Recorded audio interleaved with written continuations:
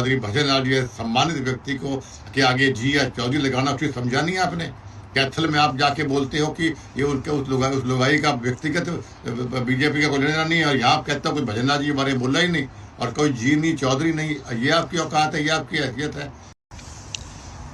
आप सभी को मेरा नमस्कार। सबसे पहले मैं हृदय की गहराइयों से आभार व्यक्त करता हूँ उन सभी बड़े नेताओं का, समाज के सम्मानित व्यक्तियों का और लाखों समर्थकों का और चौधरी भजन लाल जी के करोड़ों अनुयायियों का, जिन्होंने मेरे पिताजी स्वर्गीय युग पुरुष चौधरी भजन लाल जी के सम्मान में, उनके संघर्ष और योगदान के समर्थन में खुलकर अपनी आवाज को उठाया और यह सिद्ध कर दिया कि सच्चाई कभी अकेली नहीं होती। आपका यही साथ, आपका ये शब्द मात्र मेरे लिए बहुत छोटे शब्द नहीं है। यह विश्वास है, यह शक्ति है और यह वह आधार है जिस पर हम आज तक अड़े हैं। साथियों,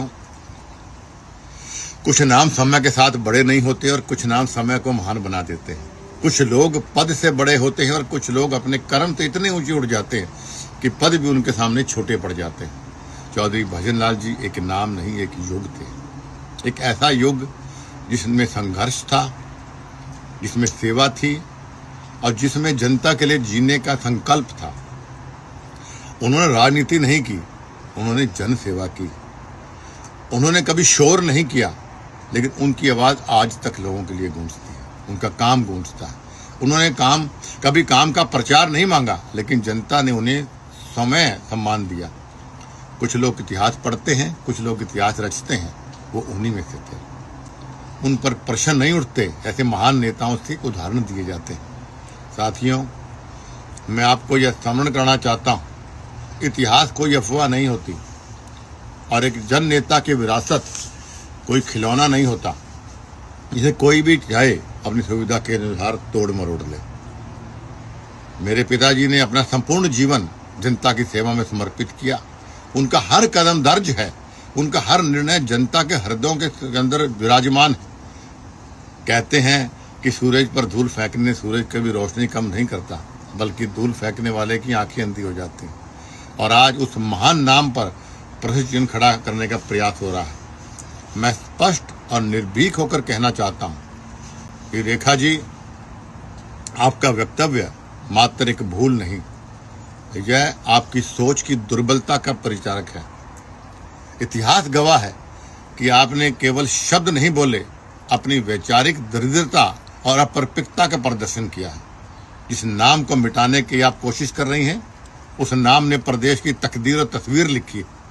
आप जैसी नौसिखिया राजनीतिज्ञों को शायद यह नहीं पता कि इतिहास पढ़ना आसान है, लेकिन इतिहास रचने के लिए खून पसीना एक करना पड़ता है। चौधरी भजन लाल जी एक व्यक्ति नहीं, एक संस्था थे। उन्होंने सत्ता की कुर्सी नहीं, लेकिन लोगों के दिलों पर राज किया।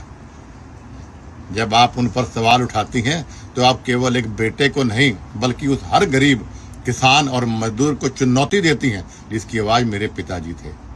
इतिहास पर बोलना सरल है रेखा जी, किंतु इतिहास को समझना और उस पर जीना और उस पर रचने के लिए संघर्ष करना, इसके लिए जिगरा चाहिए, औकात चाहिए।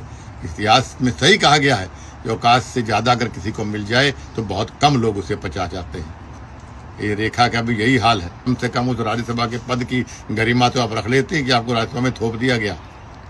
यही ऐसी नौसिखिया बात आज प्रदेश के अध्यक्ष ने करी। बड़े खुले शब्द में मैं उस पर निंदा करता हूँ, विरोध करता हूँ इस बात का। एक ऐसा व्यक्ति जिसे खुद की चलो कोई औकात नहीं, लेकिन आप प्रदेश के अध्यक्ष के रूप में बैठे हो, इसलिए बीजेपी ने आपको चाहे थोपा या बनाया है। चौधरी भजन लाल जी सम्मानित व्यक्ति को के आगे जी या चौधरी लगाना उसे समझा नहीं आपने। कैथल में आप जाके बोलते हो कि ये उनके उस लुगाई का व्यक्तिगत बीजेपी का कोई लेना नहीं है, और यहाँ आप कहते हो कोई भजन लाल जी के बारे में बोला ही नहीं, और कोई जी नहीं चौधरी नहीं। ये आपकी औकात है, ये आपकी हैसियत है। आपको भूलना नहीं चाहिए। आज आपकी सरकार पर बनी तो कुलदीप बिश्नोई की वजह सरकार सत्ता पर आप पहुंचे थे। 3 बार सरकार आपकी बनी, 3 में से 2 बार सरकार बनाने में कुलदीप बिश्नोई का योगदान है। बीजेपी को जानता कौन था पहले?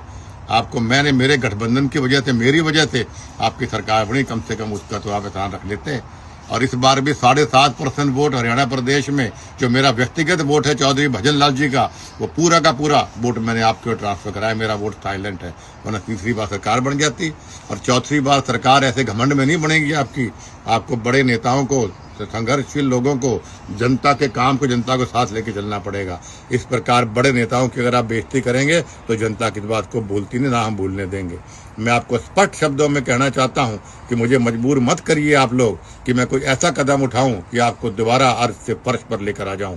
मैं भारतीय जनता पार्टी का एक अनुशासित सिपाही हूं, इसलिए आपको ये चुनौती दे रहा हूं, वरना कदम उठा चुका होता मैं, लेकिन आपको चुनौती दे रहा हूं और आपको अवगत करवा रहा हूं कि तुरंत प्रभाव से आप उस रेखा से माफी मंगवाइए और मोहन लाल बड़ोली जी को बोलिए कि चौधरी भजन लाल जी का नाम सम्मान से ले और जो सही है वो सही बात करे। तुरंत प्रभाव से या तो वो रेखा माफी मांगे और या चौधरी भजन लाल या इसको आप नोटिस जारी करिए, वरना ये मामला यहाँ तक सीमित नहीं रहेगा। और मैं फिर दोहराना चाहता हूँ कि मुझे आप मजबूर मत करिए कि मैं वही पुराना बब्बर शेर हूँ। शेर को आप पिंजरे में रख सकते हैं, लेकिन शेर के नजदीक जाने के, हाथ लगाने की हिम्मत कोई कर सकता नहीं है। कुलदीप बिश्नोई आज भी वही बब्बर शेर है जो पुराने जमाने के अंदर था। एक बार पुनः मैं तमाम मेरे साथियों का और तमाम उन वरिष्ठ नेताओं का हाथ जोड़ के मैं आभार व्यक्त करता हूं जिन्होंने आज भी चौधरी भजन लाल जी का सम्मान अपने शब्दों के रूप में किया, चाहे वो मुझे टेलीफोन करके किया हो या आपने सोशल मीडिया पर लिखकर किया हो। मैं दिल की गहराइयों से सभी का सम्मान करता हूं। आपका बहुत बहुत धन्यवाद। नमस्कार।